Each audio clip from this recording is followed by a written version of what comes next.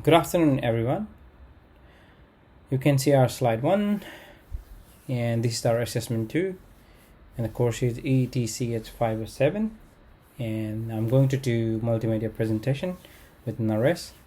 So let's start. Good afternoon, everyone. Today we are going to discuss the issue of separation distress in early childhood settings. Separation distress occurs when young children are not around the person that they strongly bond or are attached to, such as a parent or a caregiver. It may influence their feelings, behavior, learnings, and development in general. The first thing we will examine in this presentation is the meaning of separation distress and the importance of this concept. Then we shall talk about the effective pedagogical strategies in learning opportunities which can be used by educators to help children. Lastly, the ways this strategy will encourage holistic growth, emotional, and resilience will be explored. At this conclusion of the session, you will be more informed on how to assist children to go through the separation experience in early learning environments without any harm and without any hesitations. Let's go to slide 2. Introduction of separation distress. So what is separation distress?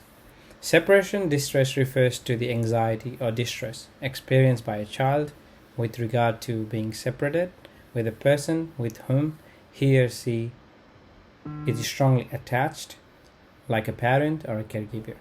A caregiver offers day-to-day physical and emotional assistance, as well as a sense of trust. The children can react differently. Some of them will cry or stick to adults, and some refuse to interact. Some will be silent or isolating themselves. These habits are typically in the early child's life and are in fact indicative that child has developed a secure attachment. The attachment theory states that children from strong emotional connections with their caregivers and separation may have short-term impacts on children as they feel less safe and secure. Now I would like to hand over to Naresh.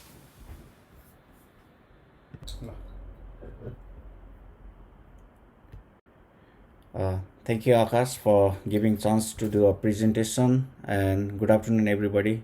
So I'll continue my presentation on reason in counts. So in the slide 3, we are going to talk about why it matters in ECE setting. So separate distress may have an impact on learning, behavior, and the participation of a child. Well-being, emotional, physical, and mental health are key to effective learning. Distressed children may not be able to play, socialize with others, or stick to routine. This has been ability to decrease the personalities of belonging and confidence. Teachers are very important in this. They provide responsive support and make children cope with the separation, receiver resilience, and feeling emotionally safe. And I'll continue with the slide 4. In slide 4, we are talking about influence of behavior. In slide 4, it talks about one of the key issues in attachment. Emotional attachment to a caregiver determines the reactions of children to separation. The context is also a factor. The surrounding culture, family, safe behavior. Children tend to express need and feelings in manners. This knowledge can assist teachers to react in the right way and promote emotional growth. Thank you for the presentation, and I'll hand over to Aakash, and he will continue for the slide 4, and then again I'll come back. Thank you, Naresh. Now I'm going to describe something about the emotions and the brain development. So the slide 5 says brains of children are still in the process of development, and then their capacity of regulation of behavior and emotions, self-regulation is developing. Well, stress is very sensitive to the emotional brain. When children are not safe, it may have an impact on learning and well-being. Children feel safe when they have regular support given by caregivers and the educators. This safety enables the brain to gain self-regulations better. Now I'd like to go to slide 6. Well, the slide 6 says about connection to the holistic development. So the holistic development entails the emotional, social, cognitive, and physical development, where separation distress has the potential to affect the following areas, such as emotional, social, cognitive, and physical, where in the emotional, it generally covers the areas such as fear, insecurity, and anxiety. Similarly, social covers the areas such as withdrawal and then shyness. Cognitive is more about low concentration, and then physical says sleeping or eating problems. These spheres are interrelated, and emotional needs aid the healthy development of children in all aspects. Now I'd like to hand over to Naresh. Just give me. Thank you, Aakash.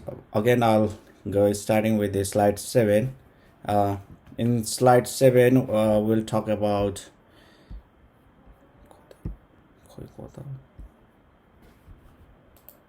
Thank you, Aakash. Again, I'm going to read on slide 7. In slide 7, we are going to talk about pedagogical approach 1 and secure attachment.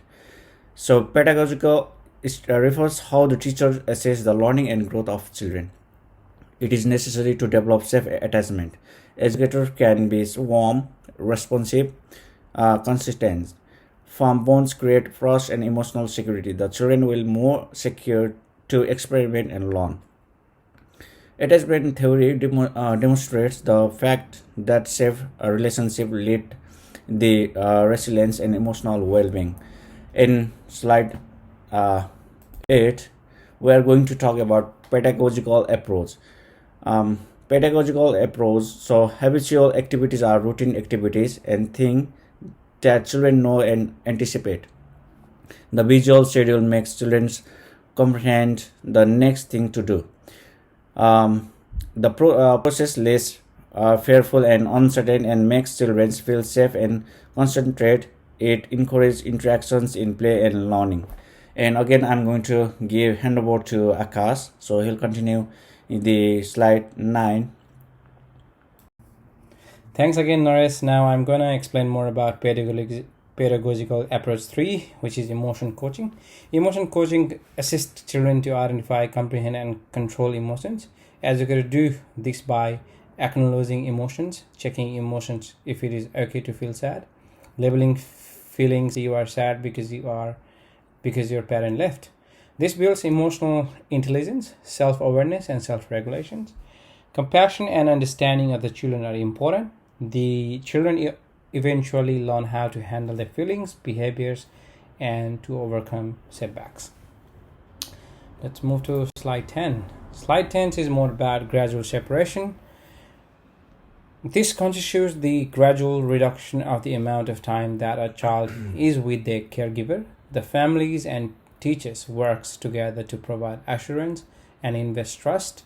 Progressive isolation enables children to feel safe as they become confident and independent. It also alleviates suffering and promotes emotional strength. Next slide, it's more about pedagogical approach 5, which is co-regulations. An adult assists with a child to learn how to emotions, such as educator, parents, which is referred to as a co-regulation. The teacher remains calm, patient, and attentive in this whole process. Frequent instances of co-regulations impart self-regulation to children. This is also important since young children are not yet able to control their feelings by their own means. It enhances emotional safety and equips them with learning and socialization. Now I'd like to hand over again, Naresh. So thank you, Aakash. Again, I'm going to start with slide 12. In slide 12, it talks about learning opportunity and comfort for object. These are well-known objects such as a favorite toy or bunny, which offer safety and security. They relate children back home and provide emotional comfort. The use of comfort objects enables children to unwind in unfamiliar setting. Is they in due course bring themselves to routines and discover themselves as they feel comforted. Okay, we are moving forward to slide 13. In slide 13, talks about learning opportunity and social stories. The simple short stories describe the course of actions that will take place and children feels prepared. Social stories decrease stress and transactions process become easier. We'll move forward to slide 14. In 14 talks about learning opportunity, play based expression. During role play and imaginative play, children can learn and safety express emotions. This helps in emotional growth, strength, and confidence. Again, we'll move forward to slide 15. Now we have slide 15, learning opportunities for N5 and reflections. So it gives us examples including chart and then other visual representations, and can be used to make the children familiar with routines.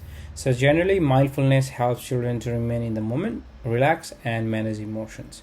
So what I have reflected as a pre-service teacher is, so as an educator, teachers have a vital responsibility when it comes to helping children who have gone through distress because of separation. As a pre-service teacher, we need to build emotional well-being, self-control, and confidence by establishing safe relationship and being sensitive. Now I would like to hand over to my friend Naresh. Thank you, Akash. I'll continue with the reflection too. So, as a teacher, we understand that every child will not be affected by separation in the same way. The inclusion practice and working with the families empower the resilience, agency, sense of belonging of children. It makes them feel secure, able to confident in early learning setting.